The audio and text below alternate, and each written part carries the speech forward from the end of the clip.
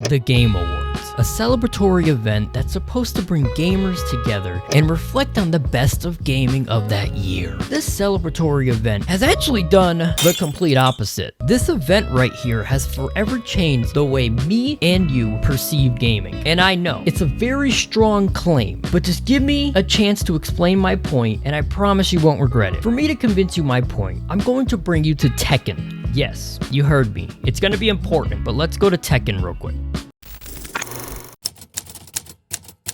See, I always thought we treated video games like selecting a fighter in Tekken. My favorite character is Paul Phoenix, so I would pick Paul. I would play Paul Phoenix over and over, and I never felt bad about that. See, if you like Leo more than Paul, you shouldn't feel bad about that either. You like who you like, and I like who I like. That's the whole point. But that mindset has changed recently, especially with the rise of gaming media and content creators. See, what I just explained before is just you like your favorite game, I like my favorite game. But there's this new mindset in gaming that has changed everything. Now, content creators want you to treat gaming like you're completing a chore list. Back to the Tekken example. They treat the game like you're supposed to be completing every character's challenges. You finish one character, you're on to the next. And then when you finish that character, you're also on to the next one. Because apparently, people won't respect your opinion on Tekken unless you master the entire roster. But here's the thing.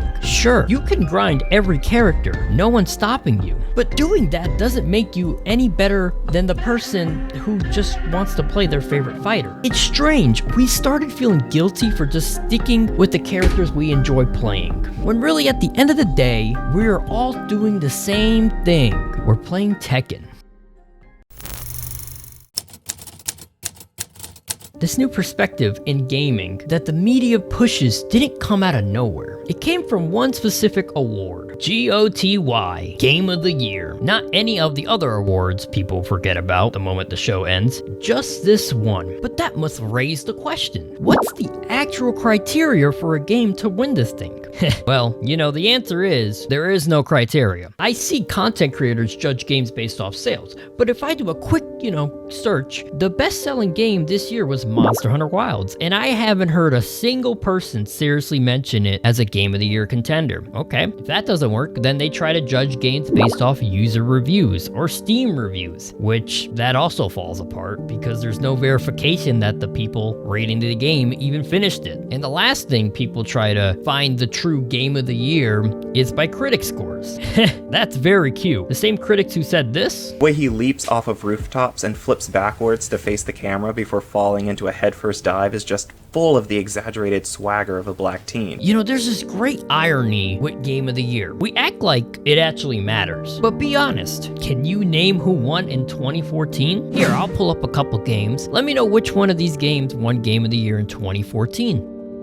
Did you get it? Well, you shouldn't have, because this isn't 2014. It's actually the 2015 winner. See, that's what it is. It's very confusing. If I just say, give me the Game of the Year of 2016, give me the Game of the Year of 2017, instead of me just going up to you and being like, hey, what did you think about Hades as a game? You instantly knew how you felt about the game. And I feel like that's the difference. For me to actually explain where it all changed, I want to dive into the shift in gaming media and how it changes the way we see games. And I know I already did this in my previous videos, but I promise you this is the final one in the trilogy.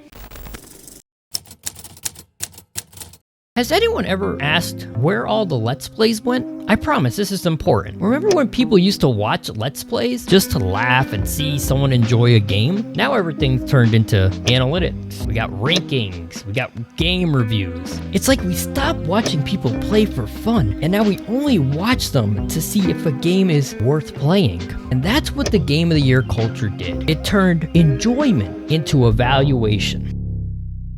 How many times, guys, have you seen on social media where a creator will say, oh, you haven't played all the games that came out this year, so guess what?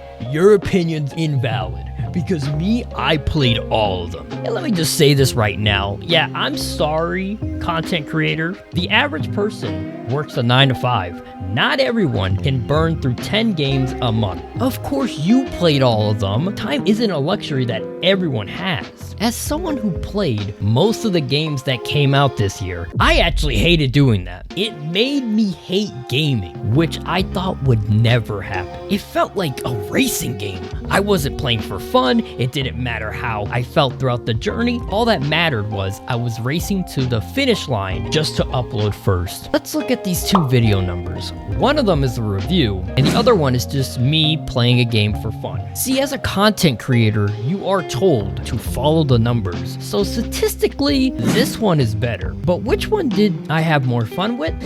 It's this one. But do you seriously understand the difference between these two? One side is having fun and living in the moment, and the other one is focusing on the future and trying to be something they are not just to earn success and validation. What do I want you to take away from this video? You probably think that because I don't like the Game of the Year debate, I want you to boycott the show and spam angry tweets. If you actually think that, you must not know me, because I don't want that at all. Even though I have my issues with gaming media and the Game of the Year debate, I still believe the Game Awards is a huge accomplishment, a celebration of the best and the best that's yet to come. The fact that this ceremony even exists shows how massive gaming has become and how passionate people are about it. Gaming is bigger than ever, yet it still fits into the smallest niches imaginable. So no, I don't want that at all. I just want you to acknowledge the negativity that the media pushes on you and how it stains the image of gaming for you. Everything today is about comparison and evaluation, and somewhere along the way, we forgot why we even cared in the first place. So after all that, ask yourself that one question. Are you playing the game to complete the game, or are you playing the game to play the game?